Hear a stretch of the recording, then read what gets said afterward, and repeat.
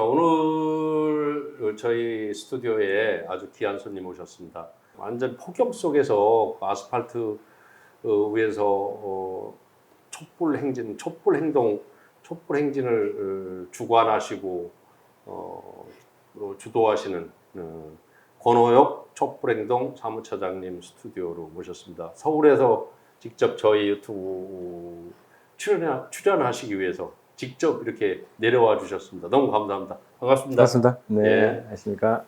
통일연대 대외협력국장도 여기 마셨고, 뭐 그동안 시민사회운동 오로지 사회 그런 운동으로 쭉 72년생이라고 그러셨죠? 네, 네. 뭐 고향은 안동이고요. 예. 안동에서 고등학교까지 지내다가 서울에 와서 이제 대학 다니고 네, 대학이 91년도 저희가 들어왔으니까 네. 그 당시는 이제 노태우 정권 시절이었어요. 네. 그래서 그때 대표적인 사건이 강경대 열사라고 그래서 명지대 1학년생이 그 학내 문제로 집회를 하다가 백골단에 쇠파이프에 맞아서 이제 들어가신 사건이 있었어요. 네. 아마 그게 이제 91년도 대학생들은 다 그 사건을 보고 충격받고 네. 사회운동을 많이 진출을 했던 것 같아요. 네. 그래서 저도 이제 그때부터 이제 학생운동을 좀 시작했고 네. 학생운동 이후에는 사회 나와서 이제 사회단체 활동을 계속 이어갔었죠.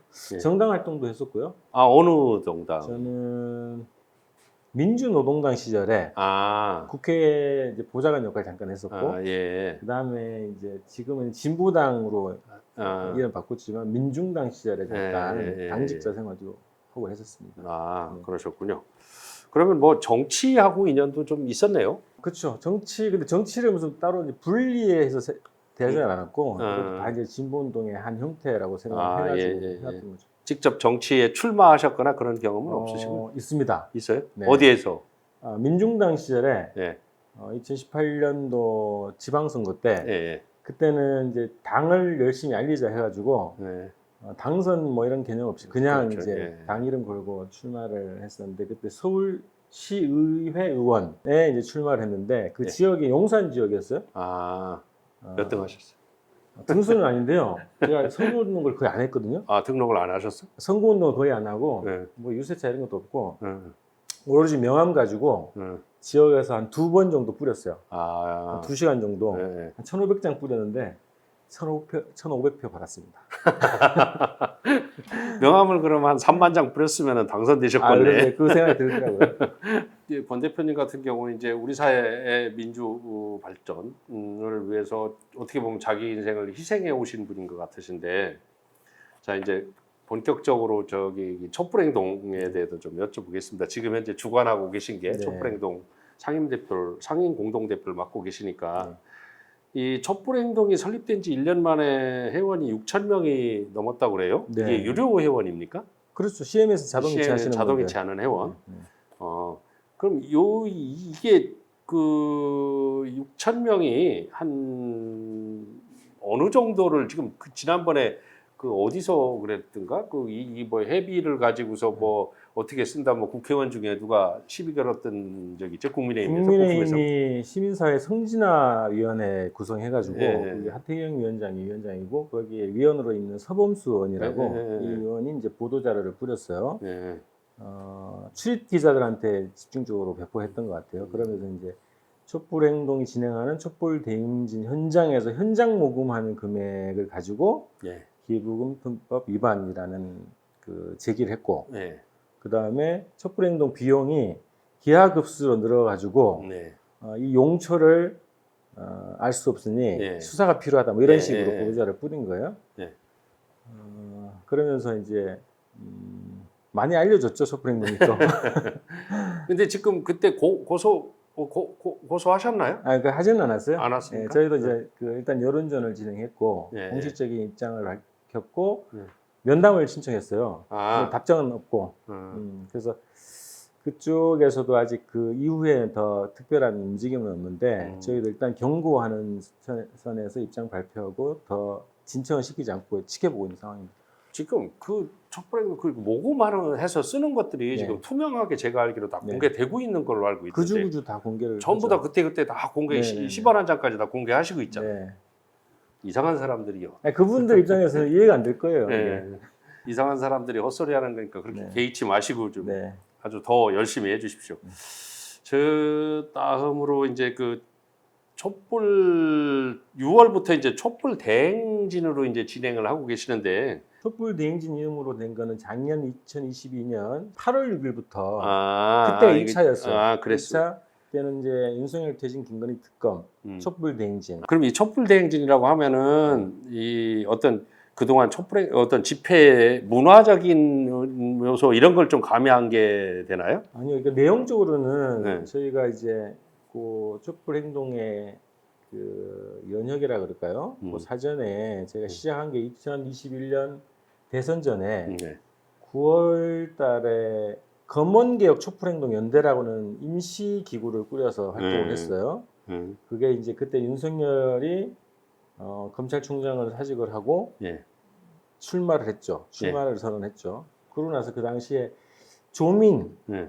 조 전 장관의 네, 딸 딸. 조민에 대한 입학 취소 처분이 막 일어나고 네. 이러면서 이 전 과정이 검찰 쿠데타 과정이다. 네. 이렇게 규정을 했고 네. 또 그 당시에는 채널A하고 한동훈 검사하고 네. 이제 유착 관계가 있었지 않습니까? 네. 그래서 검찰 언론을 개혁을 기본 주제로 거는 그 촛불 행동이 필요하다. 네. 그래서 이제 각계 시민 단체들하고 개인분들이 연대를 해서 검언개혁 촛불 행동 연대를 임시적으로 꾸렸고 그 단체 차원에서 집회를 했어요. 그때부터. 예. 그때는 이제 코로나 시기라 네, 사람들이 외부 별로, 외국이 저기 집회가 안 되니까 온라인으로 한 거죠. 예. 근데 온라인으로 하는데 저희가 요즘에 유튜버들이 굉장히 중요하기 때문에 예. 유튜버들하고 연대를 굉장히 강화해서 예. 온라인 집회를 했어요. 예. 그때는 보통 2, 3만 명이 동시 접속을 동시 해서 접속을 해서. 그러니까 스튜디오에서 집회를 하고 그거를 공동 송출하는 거죠. 그래서 예. 거기 접속자가 2, 3만 명이 됐기 때문에 실질적으로는 몇만 단위 집회를 한 거예요. 그렇죠. 그래서 그때 온라인 집회를 쭉 하면서 진행을 했고, 근데 대선이 패배가 됐지 않습니까? 네.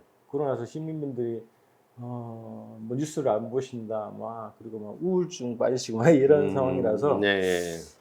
안 되겠다 우리가 싸우자 해서 3월 26일 날 첫 집회를 저희가 열었어요. 청계광장에서.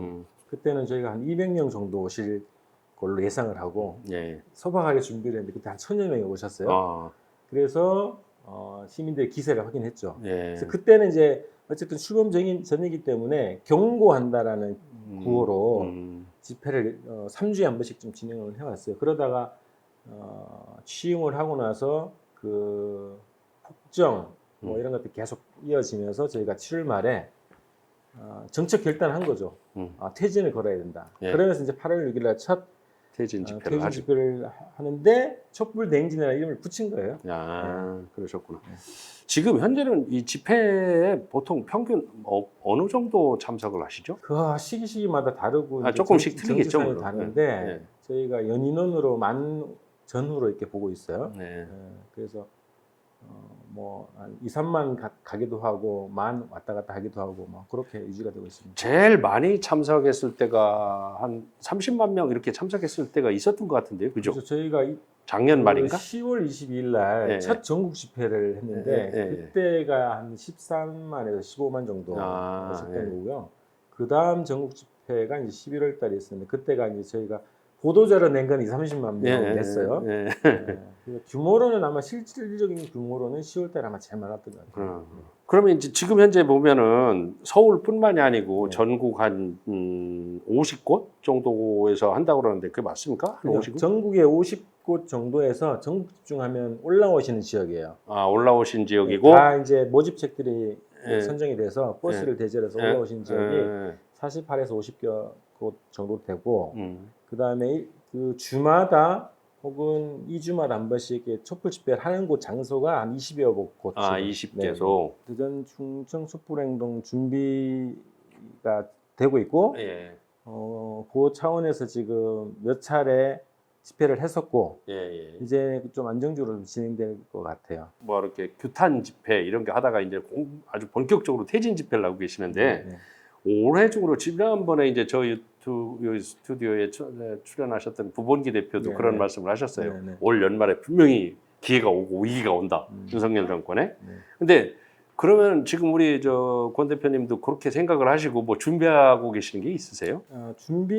준비는 그 뭐랄까 내적 준비라고 할까요? 예. 그런 게 있고 그 저희가 정세를 보는 게 저런 게 있습니다. 지금 이제 그 외부적인 환경도 있고 내부적인 환경도 있는데 외부적으로는 이제 지금 뭐 그 어떤 미중 간의 갈등이 굉장히 격화되고 있고요. 또 일본이 또 자위대를 한반도까지 진주시키고 있고 한미일 군사 공조가 그 본격화되고 있고 이런 상황하고 뭐 우크라이나 전쟁 등등의 이제 세계 질서가 굉장히 그 격렬하게 지금 변화가 되고 있죠. 이게 이제 한반도 문제랑 직결된 문제이기 때문에 여기에서 한국 정부가 어떻게 움직일 것인가 굉장히 중요한 상황인데 이제 미일 일변도로 가고 있는 거죠. 그래서 전쟁위기가 굉장히 높아지고 있는 상황에서 윤석열 정부가 큰 위기가 더 올 연말 중에 올해 중에 될 것 같다는 그런 분석과 예상이 좀 하나 있는 거고 내적으로는 지금 뭐 오늘도 계속 기사가 납니다만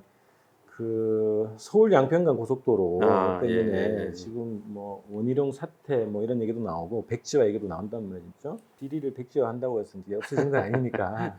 그게 이제 정권 위기의 단초가 될 것 같은 느낌도 드는 겁니다. 그리고 이제 총선을 앞두고 각계 지금 뭐 새로운 여러 가지 당들이 이제 만들어지고 있고, 그 국힘당 내에서의 여러 가지 이제 암투나 이런 것들이 본격화되고 있고, 또 기존의 정치 세력하고 그 검찰이 또 새로운 정치 세력화, 검찰의 세력, 정치 뭐 세력화 이런 것들이 그거에 대한 반발과 충돌이 격화될 것이다. 그리고 내년에 총선이기 때문에 이제 올해 안에 그게 그 가시화되면 정권 자체의 위기가 심화될 거다 이렇게 좀 분석되는 거죠. 그래서 그거를 예상을 하는데 외부 환경이 어떻게 되든 간에 이제 촛불 집회를 하고 있는 우리 시민들이 더 단단하게 결속되는 게 굉장히 중요하다 이렇게 보는 거예요. 그래서 시대 인식, 정세 인식을 같이 잘 합의를 잘 보는 게 중요하고 또 이 대화를 끈질기게 이어나가기 위한 그런 결의도 다지는 이 내적 단합 이런 것들이 굉장히 중요하게 생각하고 있습니다. 알겠습니다. 근데 이제 최근에 이제 어떤 기회가 온 것 같다는 생각이 좀 드는 게 자꾸 좋은 기회가 우리 진영에 이제 들어오는 그런 기운이 들어오는 것 같다는 생각이 드는 게 최근에 이제 윤석열 정부가 노동 탄압을 심하게 하지 않습니까? 그러다 보니까 이제 민노총을 과거에 보수적이었던 한노총까지 가세를 해서 이번 달 안에 뭐 전국 뭐 대회 뭐 집회를 뭐 14차례 이상 연다고 하고 그러는데 이제 이게 같이 연계가 되면은 좀 이렇게 세력이 좀 커질 것 같다는 생각이 드는데 맞습니다. 어떻게 연계하시고 할 노력을 하고 있고 접촉을 하고 있고 협의를 하고 있는 상황입니다. 근데 이제 저런 건 있어요. 그 진보 단체들 같은 경우에는 그 뭐 박근혜 정부 때나 문재인 정부 때나 실질적인 생존권 차원에서 보면 큰 변화가 없었던 거예요. 그렇죠. 그러니까 이제